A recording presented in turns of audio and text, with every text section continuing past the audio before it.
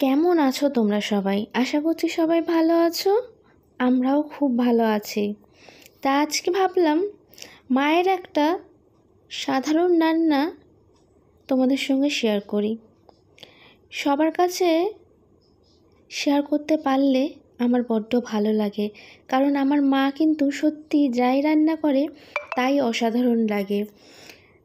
হয়তো বা বলতে পারো মায়ের হাতের স্বাদটা আমার বেশ অন্যরকম লাগে, কারোর সঙ্গে মিল খুঁজে পাই না, জানো তো।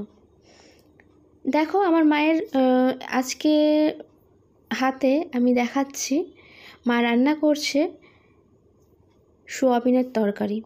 কিন্তু সেটাও হয়তো আমাদের যারা রান্না করে তাদের মতন অত গুছিয়ে রান্না করে না। দেখো কোনোটার কোনটার পর যে কোনটা দিচ্ছে তোমরা দেখলেও হয়তো ভাববে এরকম অগোছালোভাবে কেন। কিন্তু এরকম সত্যি কথা বলতে নিপুণ হাতের কাজ না হলে এরকম অগোছালোভাবে এরকম অসাধারণ টেস্ট আনা আমার তো মনে হয় না সম্ভব। তা তোমাদের একটু বলে দিই, প্রথমে তেলের মধ্যে সাদা জিরে আর তেজপাতা ফোড়ন দিয়েই কিন্তু কুচানো পেঁয়াজটা দিয়ে দিয়েছে। তারপর পেঁয়াজটা ভাজা হওয়ার পর আলুটা হালকা জাস্ট একটু ভাপিয়ে নেওয়া, পুরো সিদ্ধ নয় কিন্তু।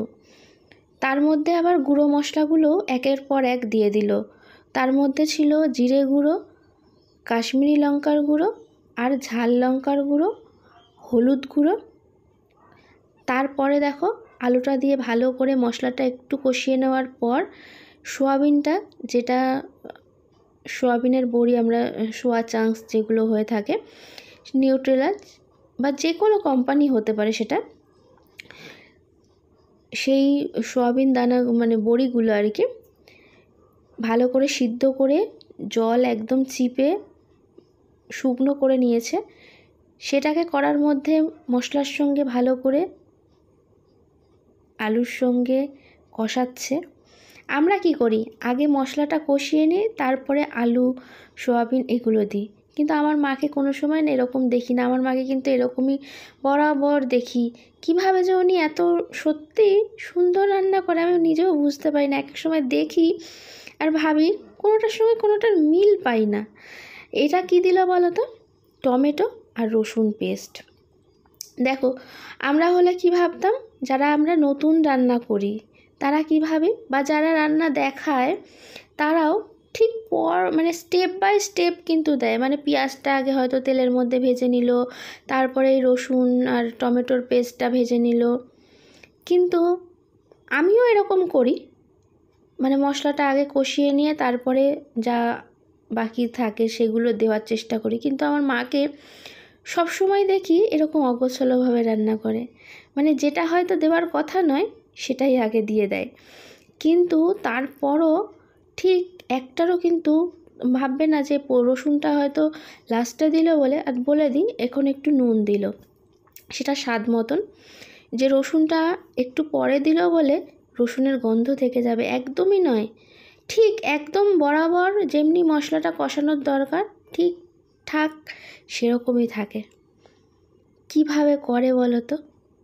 এর জন্যই হয়তো আমার মা, এই মানুষটা সত্যি একটু অন্যরকম, কারোর সাথে মিল খুঁজে পাই না। বলে পৃথিবীতে এরকম মানুষ নাকি এক একজনের জোড়া কোথাও না কোথাও খুঁজলে পাওয়া যায়। কিন্তু জানো তো, আমার যেটুকুনি দেখা, আমি যতদূর আমার বয়সে পৃথিবীটাকে যেরকমভাবে দেখেছি, অনেক কিছু দেখেছি এইটুকুনি বয়সেই, কিন্তু আমার মায়ের মতন কাউকে আর একটা ব্যক্তি খুঁজে পাইনি। সে আমার নিজের মানুষদের মধ্যেই বলো বা দূরে অচেনা কোনো মানুষের মধ্যে। তাই আজকে কিছুটা মনের কথাও তোমাদের সঙ্গে শেয়ার করছি। জানি না তোমাদের কেমন লাগবে, বলবে রান্না করতে করতে হ্যাঁ গো, এক এক সময় মনের কথাগুলো বলতেও না বেশ ভালো লাগে। আর আমার মায়ের কথা বললা তো বললে হয়তো শেষ করেই উঠতে পারবো না। আমার মা জানো তো জীবনে এক সময় অনেক কষ্ট করেছে। বুঝতেই পারছো, কলকাতার মেয়ে হয়ে এক অজ গ্রামে মায়ের বিয়ে হয়েছিল। এখন দিয়ে দিল আদা পেস্ট। এবার সেটাকেও মশলার সঙ্গে একটু কষিয়ে নেবে, কিন্তু আদাটা কিন্তু অনেকটাই লাস্টে দিয়েছে। আর আদা সব সময় মাকে দেখি আমি লাস্টেই দিতে, তার জন্য কিন্তু আমিও যখন রান্না করি তোমাদেরকে বলি যে আদাটা রান্নার একটু শেষ মুহূর্তে, মানে একদম কষানোর একটু আগে দিলেই বেশ ভালো হয়। দিয়ে করে দেখো এরকমভাবে। কিন্তু হয়তো আমরা এরকম অগোছালোভাবে এত নিপুণভাবে রান্না করতে পারবো না, হয়তো এই মানুষটারই দ্বারা সম্ভব। তা আমি যেটা বলছিলাম, আমার মা অনেক কষ্ট করেছে। কোনো দিন উনুন ধরানো বলো, গ্রামের বাড়িতে মাটি লেপা বলো, কলকাতা শহরে তো এইসব কোনো মেয়েকেই করতে হয় না। অন্ধকারে থাকা বলো, মানে কারেন্ট নেই এরকম বাড়িতে। আমাদের কলকাতা শহরে এখন মেয়েরা কি এসব ভাবতে পারে? একদমই নয়। কিন্তু আমার মা প্রতিটা কষ্টই করে এসেছে। এবং যৌথ পরিবার মানে বুঝতেই পারছো, একটা 18 বছর হয়নি সদ্য বিবাহিতা মেয়েকে যদি এখন যৌথ পরিবারের মধ্যে তাকে বলে, আর জানোই দেশে গ্রামের দিকে আগেকার দিনে নিয়ম ছিল লঙ্কা, মানে শুকনো লঙ্কা শিলে বেটে রান্না করতে হয়। তা সেই কোমল হাতে অত মানুষের ওরকম লঙ্কা বেটে মাটি দিয়ে ঘর লেপে উনুনে ধোয়ার মধ্যে রান্না করা চারটিখানি কথা ছিল না। তার মধ্যে আবার বাড়িতে যে একটু দুদণ্ড ঘুমাবে সেটাও সম্ভব নয় শান্তিতে, কারণ কারেন্টও বাড়িতে নেই। যাই হোক, লাস্টে একটুখানি অল্প মিষ্টি দিল, কারণ এটা মা তো খুব একটা সোয়াবিন খেতে পছন্দ করে না, কিন্তু তাও এত ভালো হয়েছে। পরে আমি ভয়েস দিচ্ছি বলে বলছি, আজকে সত্যি রেসিপিটা এত ভালো হয়েছিল যে মা লাস্টে নিজে যে খায় না সেও কিন্তু খেয়েছে।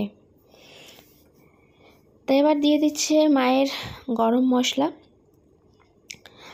আর সাথে কি দেবে জানো? সেটা যদিও বা আমি দেব, সেটা তোমাদের একটু বাদে বলছি। এবার পুরো মানে রেডি হওয়ার কাছাকাছি চলেই গেছে, সব কিছু ঠিকঠাক। মা আমাকে বলল একটুখানি টেস্ট করে দেখার জন্য, মানে লাস্ট ফিনিশিং টাচটা আমি দেব। মাই কিন্তু করতে পারতো, কিন্তু ওই যে মেয়ের হাতে লাস্টে আমি একটুখানি আগ বাড়িয়েই বললাম, মা লাস্টটুকুনি আমি করে দিই। তো মা বললো ঠিক আছে, বেঁচে গেছি। আমার মেয়ে আজকে সদয় হয়েছে যখন, তাহলে আমাকে কি বলে গেছে জানো? টেস্ট করে, আমি মানে মাকে কি হেল্প করছি সেটা তোমাদের জানাচ্ছি। টেস্ট করব, টেস্ট করে লাস্টে একটুখানি ঘি দিয়েছি আর কড়া থেকে বাটিতে নামাবো, এটা হলো আমার কাজ, ঠিক আছে? তো যাই হোক, দারুণ কিন্তু। আর এটা কিন্তু ভেবো না আমি কিন্তু রান্না করতেও পারি না বা রান্না জানি না, এটা কিন্তু একদমই ভেবো না, কারণ এই মায়েরই মেয়ে কিন্তু আমি, তাই না? আচ্ছা ছেড়েই দাও, মা যে নিপুণ হাতে যেরকম অসাধারণ রান্না করে সেরকম না হলেও মোটামুটি কাজ চালিয়ে নেওয়ার মতন ঠিক আছে, কারণ ওই মাই কিন্তু খেয়ে সার্টিফিকেটটা দেয় যে কেমন হয়েছে না হয়েছে। আর আমার মা কিন্তু খুব স্ট্রিক্ট, জানো তো, মানে দেখতে যেরকমই হোক, মানে উনি যদি খারাপ হয় তাহলে মুখের ওপরই বলে দেবে যে খারাপ হয়েছে।